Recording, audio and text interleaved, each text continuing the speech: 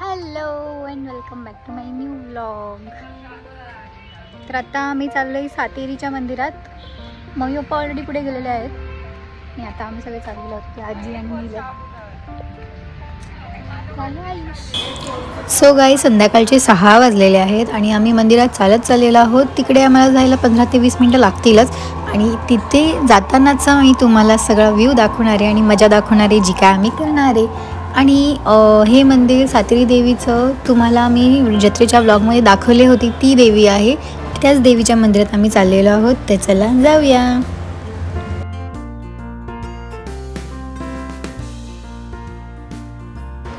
So guys इथे left साईडला एक स्पॉट आहे जो माझा खूप फेवरेट आहे. इकडे मी आल्यावरती नेहमी फोटो काढते आणि हा आहे तो स्पॉट जिकडे खूप सारी नारळाची झाडं आहेत. म्हणजे नारळाची बाग म्हणू शकतो आपण याला. आणि ते फोटो इतके मस्त येतात गाईज. तुम्ही माझ्या भरपूर इंस्टाग्रामच्या फोटोजमध्ये पण बघितलं असेल.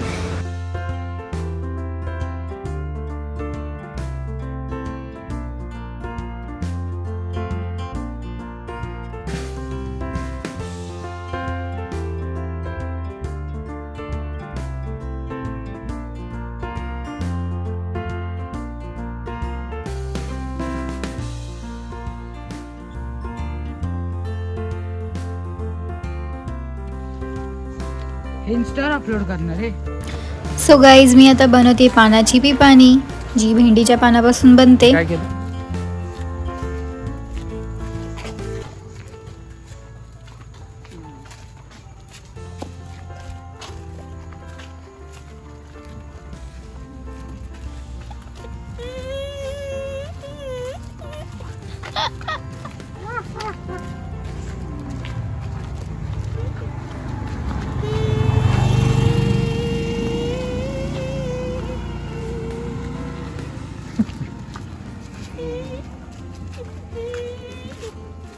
नाही बनली, नीलला पण दाखव.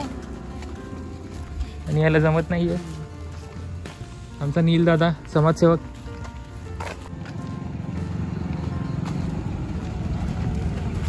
मला पान काढून दे ना. हाईट ना पुरत. मला आवाज थांब. हा हा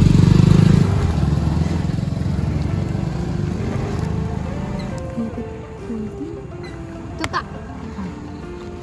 हे मोठा पान आहे.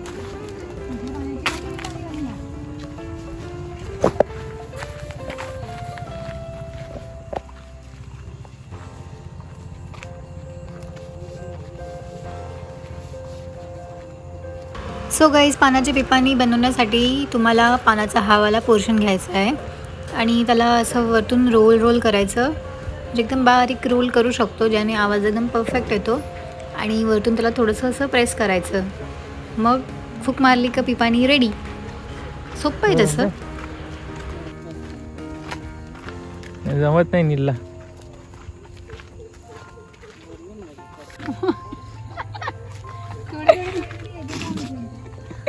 आणि हा पिपाणीमध्ये थुकलेला आहे.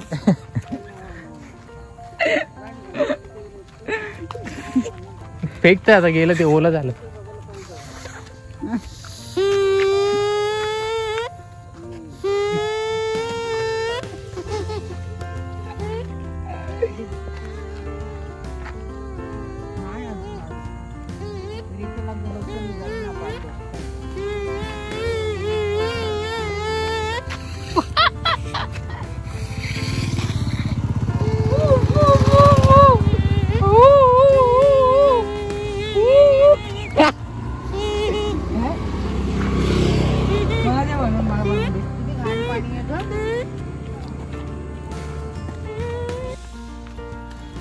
चालू तर आम्ही मंदिराच्या इथे पोहोचलेलो आहोत. इथून पुढे मी दाखवते.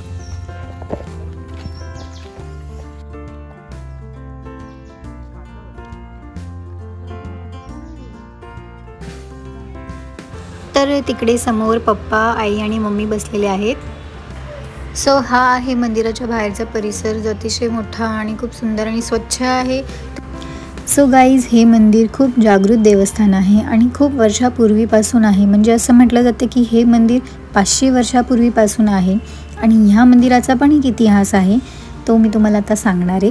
म्हणजेच गावातले एक मानकरी होते, त्यांना स्वप्नात देवी आलेली आणि देवीने त्यांना सांगितलेलं की मी तुझ्याजवळ येईन, तुझ्या गायीने ज्या जागी पान्हा सोडलेला असेल त्या जागी मी आहे, असं मानकऱ्याच्या स्वप्नात देवीने येऊन सांगितलं.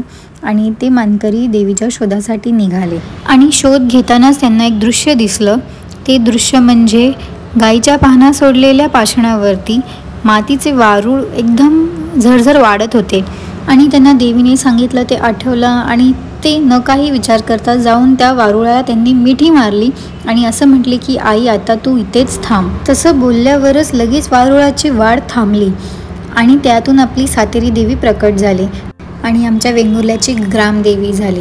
आणि तुम्हाला माहिती आहे का, वेंगुर्ला हे नावसुद्धा देवीच्या कथेशी जुळलेलं आहे. कसं, मानकऱ्याने देवीला मिठी मारली. मिठी म्हणजे वेंग हा शब्द त्याकाळी प्रचलित होता. वारूळ वेंग मारून उरले, ह्यावरूनच वेंग मारून उरले ते वेंगुर्ले झाले. चला मंडळी, तर आता आपण देवीचं दर्शन घेऊया. आणि हे तुम्हाला आठवतं आहे का, वेतोबाच्या जत्रेच्या व्लॉगमध्ये सुद्धा बघितलेलं.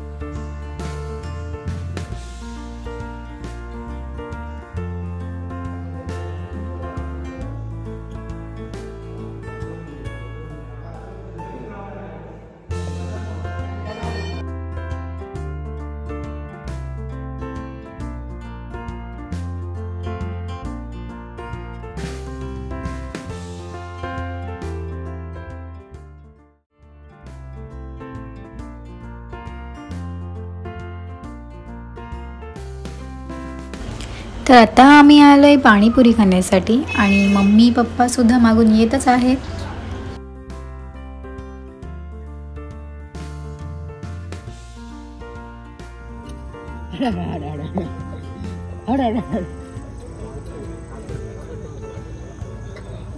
त्यांना सांगितले ना आपण मिठा का तिखट खाऊन बघ.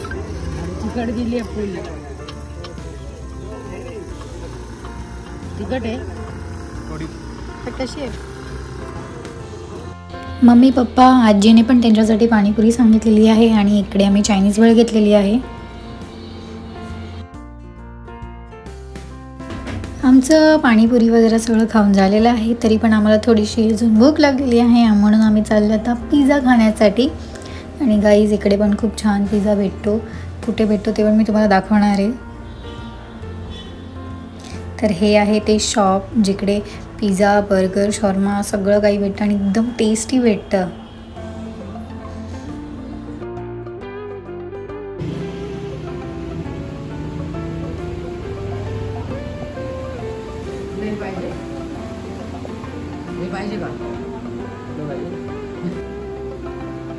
तर आमचा एक पिझ्झा आलेला आहे.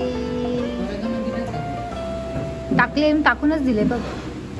कसं सुंदर सुंदर ना मम्मी आहे सुंदर सुंदर सुंदर.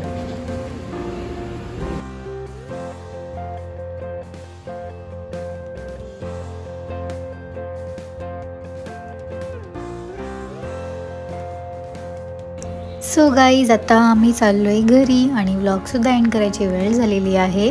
आणि तुम्हाला माझा हा व्लॉग आवडला असेल तर व्लॉगला लाईक, शेअर, कमेंट करायला विसरू नका. आणि जर तुम्ही माझ्या चॅनलवरती न्यू असाल तर प्लीज लवकरात लवकर सबस्क्राईब करा. Thanks for watching. बाय.